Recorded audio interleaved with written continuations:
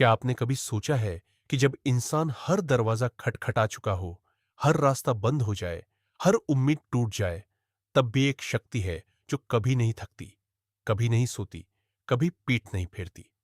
वो शक्ति है बजरंगबली हनुमान, जो राम के सेवक है, संकट मोचन है, और जिनका नाम लेते ही पहाड़ जैसी मुसीबतें रेत की तरह बिखर जाती है। लेकिन सवाल यह है, क्या आप जानते हैं कि हनुमान जी से मांगने का सही तरीका क्या है? क्योंकि मांगना और सही तरीके से मांगना, इन दोनों में जमीन आसमान का फर्क है। अगर आप यह वीडियो अभी बंद कर देते हैं, तो आप उस रहस्य से वंचित रह जाएंगे जो शास्त्रों में हजारों साल से छुपा है। इसलिए इस वीडियो को अंत तक देखिए, क्योंकि जो जानकारी आज आप पाने वाले हैं, वह आपकी जिंदगी बदल सकती है। जीवन में ऐसा समय आता है जब इंसान पूरी तरह टूट जाता है। नौकरी नहीं मिलती, व्यापार डूब जाता है, घर में कलह है, स्वास्थ्य साथ नहीं देता, रिश्ते बिखर जाते हैं, और उस वक्त इंसान के पास ना पैसा होता है, ना सहारा होता है, ना दिशा होती है। बस एक अंधेरा होता है जो चारों तरफ से घेर लेता है। ऐसे में जब कोई नहीं सुनता, जब खुद की आवाज भी अपने को नहीं सुनाई देती, तब एक नाम होता है जो इस अंधेरे को चीरता है, और वो नाम है हनुमान। वाल्मीकि रामायण में एक प्रसंग है जो यह सिद्ध करता है कि हनुमान जी की शक्ति केवल बल की नहीं, बल्कि भक्त की पीड़ा को समझने की भी है। जब मां सीता लंका में अशोक वाटिका में बंदी थी, तब उनकी दशा देखकर हनुमान जी का हृदय भर आया था। उन्होंने सीता मां की पीड़ा को महसूस किया।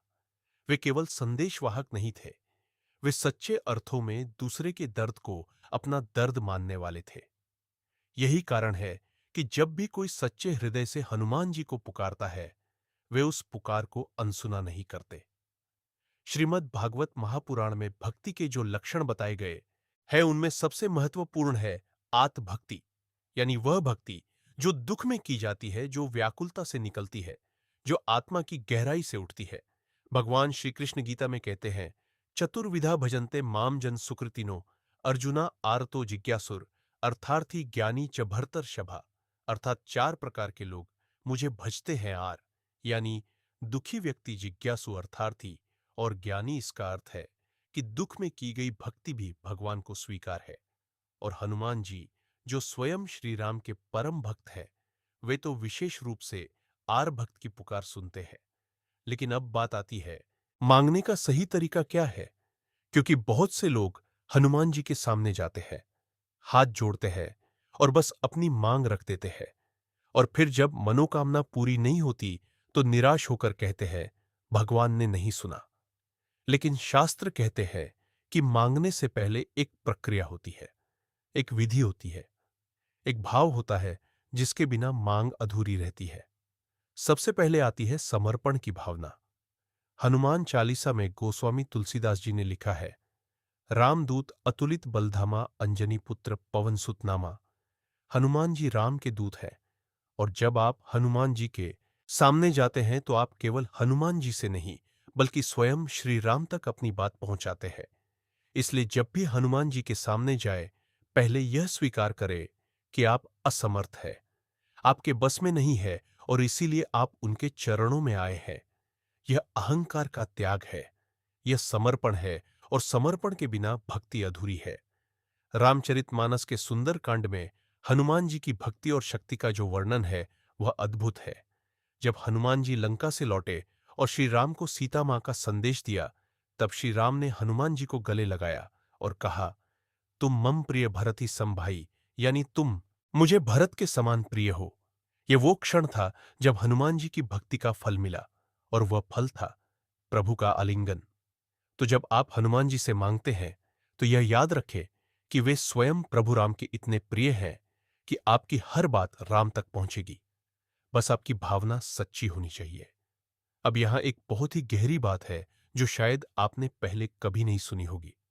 हनुमान जी को चिरंजीवी कहा जाता है, वे अमर है, और वाल्मीकि रामायण में यह स्पष्ट कहा गया है कि जब तक इस धरती पर श्री राम की कथा होती रहेगी, हनुमान जी उपस्थित रहेंगे। इसका अर्थ है हनुमान जी आज भी हैं, वे इस क्षण भी विद्यमान है, और जब आप उन्हें पुकारते हैं, वे सुनते हैं। स्कंद पुराण में कहा गया है कि हनुमान जी उन स्थानों पर अदृश्य रूप से उपस्थित रहते हैं जहां राम कथा होती है, जहां राम नाम का जप होता है। तो जब आप हनुमान जी का स्मरण करते हैं, तो जानिए कि वे पास है। बस आपकी पुकार में गहराई होनी चाहिए। अब बात करते हैं उस प्रक्रिया की जो शास्त्रों में बताई गई है। हनुमान जी से सही तरीके से कैसे मांगे। पहला भाव है आत्मनिवेदन, यानी खुद को पूरी तरह समर्पित कर देना। हनुमान जी के सामने जाकर यह भाव रखे कि मैं कुछ नहीं जानता, मैं कुछ नहीं कर सकता, आप ही मेरे सहारे हैं। यह दीनता का भाव नकारात्मकता नहीं है, यह आध्यात्मिक शक्ति है। उपनिषदों में कहा गया है ना बलहीनेन लभ्य। यह आत्मा बलहीन को नहीं मिलती। लेकिन यहां बल का अर्थ शारीरिक बल नहीं बल्कि भाव का बल है। और सबसे बड़ा भाव है समर्पण। दूसरा है नाम का संकल्प। हनुमान जी के अनेक नाम हैं।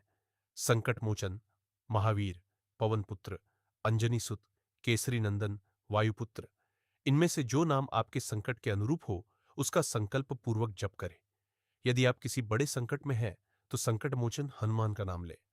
यदि आप किसी कार्य में सफलता चाहते हैं, तो कार्य सिद्धि हनुमान का स्मरण करें। हनुमान जी के हर नाम में एक विशेष शक्ति है और शास्त्र इसकी पुष्टि करते हैं। तीसरा है हनुमान चालीसा का पाठ। यह केवल एक स्तोत्र नहीं है, यह एक कवच है। तुलसीदास जी ने इसे साधना की गहराई से लिखा है। हर चौपाई में एक ऊर्जा है, एक शक्ति है।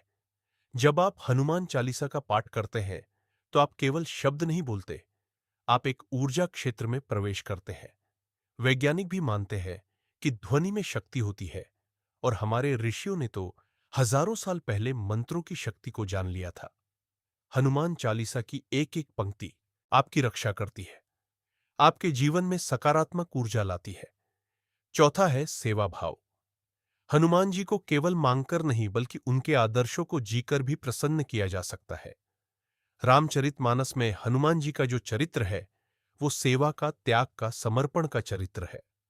जब आप किसी जरूरतमंद की सेवा करते हैं, जब आप किसी दुखी के आंसू पोंछते हैं, जब आप किसी भूखे को अन्न देते हैं, तब भी हनुमान जी प्रसन्न होते हैं, क्योंकि उनका पूरा जीवन ही सेवा में बीता।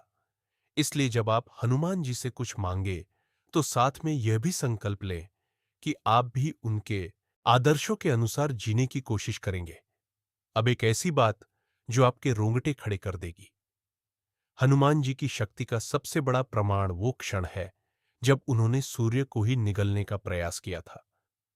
बाल हनुमान ने सूर्य को एक फल समझकर उसकी ओर छलांग लगाई। इस प्रसंग का उल्लेख शिव पुराण और वायु पुराण दोनों में है। यह केवल बल का प्रदर्शन नहीं था, यह एक बच्चे की निर्भयता थी, उस आत्मा की शक्ति थी जो जानती थी कि उसे किसी का भय नहीं। और जब इंद्र के वज्र से हनुमान जी मूर्छित हुए, तब वायुदेव ने समस्त सृष्टि की वायु रोक ली। पूरी सृष्टि में हाहाकार मच गया। तब समस्त देवताओं ने हनुमान जी को अनेक वरदान दिए।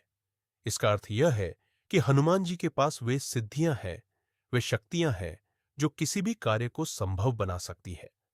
वे अष्ट सिद्धि और नवनिधि के स्वामी हैं। हनुमान चालीसा में तुलसीदास जी ने लिखा है, अष्ट सिद्धि नवनिधि के दाता असवर दीन। जानकी माता यानी मां जानकी ने उन्हें वरदान दिया है कि वे भक्तों को अष्ट सिद्धि और नवनिधि दे सकते हैं। तो जो हनुमान जी इतना देने में सक्षम है, क्या आपका काम बनाना उनके लिए कठिन है? नहीं, बिल्कुल नहीं। लेकिन आपकी भक्ति में गहराई होनी चाहिए। अब बात करते हैं उस विशेष समय कि जब हनुमान जी की पूजा सबसे अधिक फलदायी होती है। शास्त्रों के अनुसार मंगलवार और शनिवार, यह 2 दिन हनुमान जी की उपासना के लिए विशेष माने गए हैं। मंगलवार को हनुमान जी का जन्मदिन माना जाता है और शनिवार को इसलिए कि एक प्रसंग है जिसमें हनुमान जी ने शनिदेव को अपनी पूंछ से दबाकर उन्हें परास्त किया था। और तब से शनिदेव ने वचन दिया कि जो हनुमान जी की पूजा करेगा, उसे शनि की पीड़ा नहीं होगी। इसलिए शनिवार को भी हनुमान पूजा का विशेष महत्व है। इन दोनों दिनों में यदि आप सूर्योदय से पहले उठकर स्नान करके हनुमान जी का ध्यान करें, हनुमान चालीसा का पाठ करें और सच्चे मन से अपनी मनोकामना कहें, तो शास्त्रों के अनुसार हनुमान जी उसे स्वीकार करते हैं। इसके अलावा हनुमान जयंती का दिन अत्यंत पवित्र माना गया है। उस दिन हनुमान जी की विशेष पूजा, अभिषेक और चालीसा का पाठ करने से जीवन में अटके हुए कार्य सिद्ध होते हैं। ऐसा मार्कंडेय पुराण में संकेत मिलता है। अब एक और महत्वपूर्ण बात, हनुमान जी से मांगते समय क्या नहीं करना चाहिए। पहली बात, केवल स्वार्थ से मत मांगो।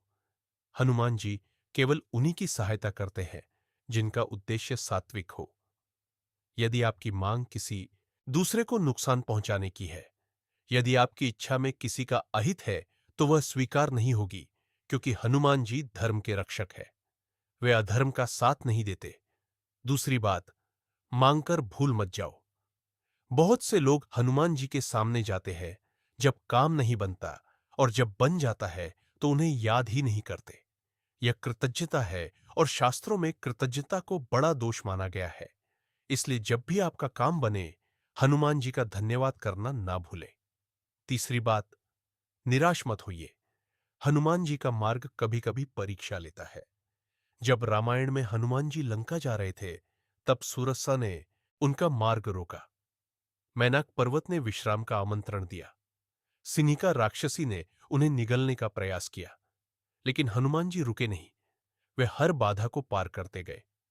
आपके जीवन में भी जब हनुमान जी की कृपा होती है, तो पहले परीक्षाएं आती है, और जो उन परीक्षाओं को पार करता है वही मंजिल तक पहुंचता है।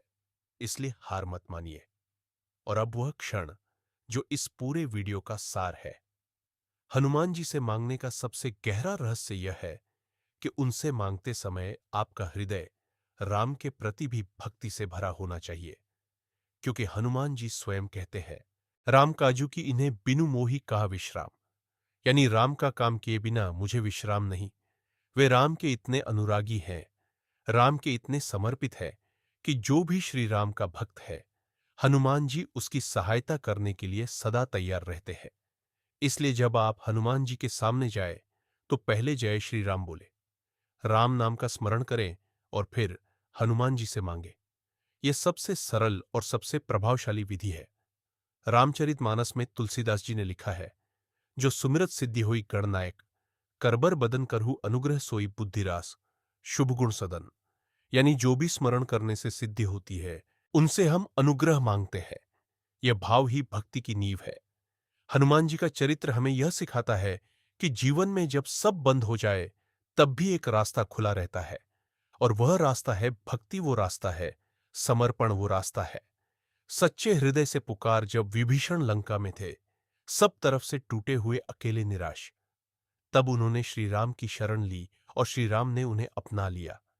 जब द्रौपदी कुरुसभा में निर्वस्त्र की जा रही थी, जब सब साथी हार चुके थे, तब उन्होंने कृष्ण को पुकारा, और कृष्ण आए। यह भारतीय आध्यात्मिकता का सार है। जब इंसान अपनी सीमाओं को स्वीकार कर लेता है और परमात्मा की शरण में जाता है, तब परमात्मा उसे थामता है। हनुमान जी वह शक्ति है जो आपकी पुकार को राम तक पहुंचाते हैं। वे संकट मोचन है, संकट काटने वाले। वे भक्तों के रक्षक है, और उनकी कृपा से कोई भी असंभव कार्य संभव हो सकता है। तो आज से, अभी से हनुमान जी को अपने हृदय में स्थान दीजिए, उनका नाम लीजिए, उनसे बात कीजिए, जैसे आप किसी सबसे प्रिय, सबसे भरोसेमंद मित्र से बात करते हैं।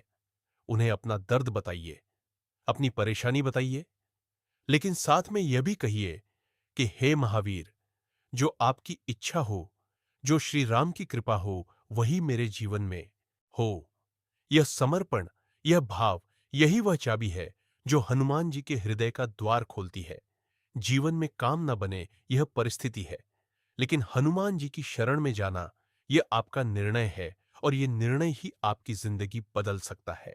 अगर आज इस वीडियो ने आपके हृदय में कुछ जगाया है, अगर इन शब्दों ने आपको थोड़ी सी भी शक्ति दी है, तो एक काम कीजिए, इस चैनल को अभी सब्सक्राइब करिए। यहां हर दिन ऐसे ही गहरे शास्त्रों पर आधारित आध्यात्मिक ज्ञान की बातें होती है, जो आपके जीवन को दिशा देंगी, आपके मन को शांति देंगी, और आपकी आत्मा को बल देंगी। सब्सक्राइब करने के बाद बेल आइकन जरूर दबाएं, ताकि कोई भी वीडियो आपसे छूटे नहीं। क्योंकि यहां जो ज्ञान मिलता है, वह किताबों में नहीं, मंदिरों की दीवारों पर नहीं, सीधे शास्त्रों से सीधे आपके हृदय तक। जय श्री राम। जय